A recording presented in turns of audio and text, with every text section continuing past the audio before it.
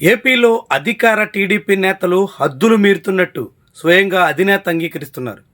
చాలామంది అడ్డదారులు తొక్కుతున్నట్టు సీఎం చంద్రబాబే బాహాటంగా ఒప్పుకుంటున్నారు.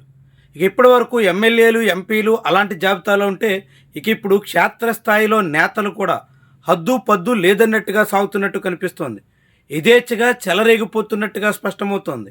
ఆ క్రమంలోనే టీడీపీలోనే భిన్న స్వరాలు వినిపిస్తున్న నేతల మీద కూడా యథేచ్ఛగా తెగబడుతున్నట్టు తాజా పరిణామాలు స్పష్టం చేస్తున్నాయి. ప్రస్తుతం ఏలూరు జిల్లాలో ఉన్న నూజివీడు అసెంబ్లీ నియోజకవర్గానికి చెందిన మణి అనే తెలుగుదేశం పార్టీ సోషల్ మీడియా విభాగం కార్యకర్త మీద ఆ పార్టీ నేతలే హత్యాయత్నాన్ని కూడిగట్టినట్టు కనిపిస్తోంది. నేరుగా కాళ్ళు చేతులు ఎరగొట్టడమే కాకుండా తీవ్రమైనటువంటి స్థాయిలో గాయపరిచినటువంటి వైనం కలకలం రేపుతోంది. అయితే అంత తీవ్ర స్థాయిలో దాడి జరిగినప్పటికీ పోలీసులు మాత్రం కేసు నమోదు చేయకుండా సెటిల్మెంట్కి పూనుకున్నటువంటి వైనమే చాలా విడ్డూరంగా కనిపిస్తోంది. పోలీసులు కేసు నమోదు చేయడంలో జాప్యం వెనుక అధికార పార్టీ నేతల ఒత్తిడి ఉంది అనే మాట అయితే వినిపిస్తోంది. నూజివీడు ప్రాంతానికి చెందిన మణి ఇప్పటికే అనేక రకాలుగా తెలుగుదేశం పార్టీ కూటమి పాలన పట్ల అసంతృప్తి వ్యక్తం చేస్తున్నారు. సోషల్ మీడియా వేదికగానే తన అసహనాన్ని ప్రదర్శిస్తున్నారు. నూజివీడులో మంత్రి కొలుసు పార్థసారథి ఆయన అనుచరుల దందాల మీద పలుమార్లు పోస్ట్ చేశారు. ఈ నేపథ్యంలోనే మంత్రి అనుచరులే మణి మీద దాడి చేసుంటారు అని భావించారు. తొలుత కారుతో గుద్ది ఆ తర్వాత రాడ్లతో కాళ్ళు చేతులు విరగ్గొట్టే ప్రయత్నం చేశారు అన్నట్టుగా కథనాలు వస్తున్నాయి. ఆ క్రమంలో తొలుత మంత్రి పార్థసారథి ఆయన అనుచరుల మీద అనుమానం వచ్చినప్పటికీ తీరా వ్యవహారం నారా లోకేష్ కోటరీలో ఉందా అనేటువంటి సందేహాలైతే కలుగుతున్నాయి. ఇటీవల నారా లోకేష్ పిఏగా ఉన్న సాంబశివరావు మీద మణి చాలా తీవ్రమైనటువంటి స్థాయిలో పోస్టింగ్ చేశారు.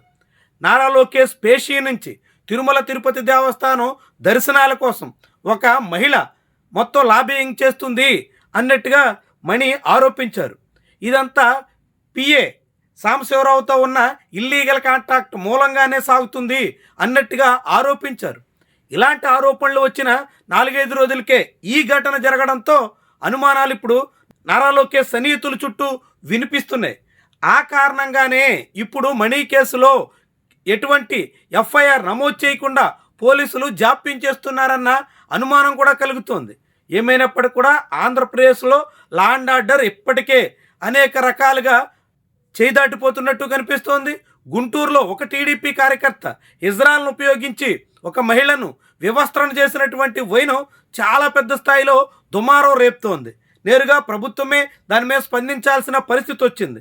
ఒక నగరంలో మహిళ మీద ఆ రీతిన దుశ్శాసన పర్వం సాగించినటువంటి వ్యక్తుల మీద కఠిన చర్యలు తీసుకోవాల్సినటువంటి అవసరం ఉంటుంది. ఇలా గుంటూరు లాంటి నగరాల్లోనే దుశ్శాసన పర్వాలు సాగుతుంటే నూజివీడు లాంటి ప్రాంతంలో ఏకంగా హత్యాయత్నాలకు తెగబడుతున్నటువంటి వైనం పెద్ద స్థాయిలో కలకలం రేపుతోంది. తెలుగుదేశం పార్టీ కోసమే మొన్నటి ఎన్నికల్లో విశేషంగా కృషి చేసినటువంటి వాళ్ళ మీదే ఈ తీరున దాడులకు పూనుకుంటున్నటువంటి వైనం చాలా పెద్ద స్థాయిలో దుమారం రేపుతోంది. ముఖ్యమంత్రి అంగీకరించినట్టుగా తెలుగుదేశం పార్టీ నేతలు ఎవరూ అదుపులో లేరని, యథేచ్ఛగా చెలరేగిపోతున్నారని, చివరకు తమ సొంత గూటి వాళ్ల మీద కూడా ఏమాత్రం ఉపేక్షించకుండా దాడులకు పాల్పడుతున్నారని మణి ఎపిసోడ్ మనకి చాటుతోంది. ఇప్పటికే అనేక చోట్ల టీడీపీ కార్యకర్తల మీద హత్యాయత్నాలు, ఇతర అనేక రూపాల్లో హత్యల వరకు వెళ్లిన సంఘటనలు మనం చూసాం. ప్రకాశం జిల్లాలో టీడీపీ మండల పార్టీ ప్రెసిడెంట్నే మర్డర్ చేసేటంత వరకు వ్యవహారం వెళ్ళింది. అనంతపురం జిల్లాలో టీడీపీ నాయకుడి మీద ఎమ్మెల్యేనే హత్యాయత్నాన్ని స్కెచ్ చేశారన్న ఆరోపణలు వచ్చే ఇలా అనేక ఘటనలు వెలుగు చూస్తున్న వేళ మణి ఎపిసోడ్ మరింత ప్రకంపనలు పుట్టిస్తోంది. తెలుగుదేశం పార్టీలోనే ఒకరికొకరు పొసగకపోతే హత్యలు, హత్యాయత్నాలు, అంతకన్నా మించి దుశ్శాసన పర్వాల వరకు సాగుతున్నటువంటి వైనం ఆంధ్రప్రదేశ్లో పరిస్థితి ఏ దిశలో ఉందో చాటుతోంది. ఎంత తీవ్ర స్థాయికి చేరుతుందో వెల్లడిస్తోంది. ప్రభుత్వం ముఖ్యంగా లా అండ్ ఆర్డర్ బాధ్యతలు చూస్తున్న ముఖ్యమంత్రి చంద్రబాబు నాయుడు తన సొంత శాఖ పరిధిలో ఇలాంటి దుర్ఘటనలు వరుసగా జరుగుతున్న ఏమాత్రం స్పందించకపోవడమే కలకలం రేపుతోంది. మరి ఇలాంటి పరిస్థితులు పునరావృతం కాకుండా అడ్డుకుంటారా? కనీసం టీడీపీ కార్యకర్తలకైనా ప్రాణహాని లేకుండా నియంత్రిస్తారా? ఇవన్నీ కూడా ముఖ్యమైనటువంటి ప్రశ్నలు.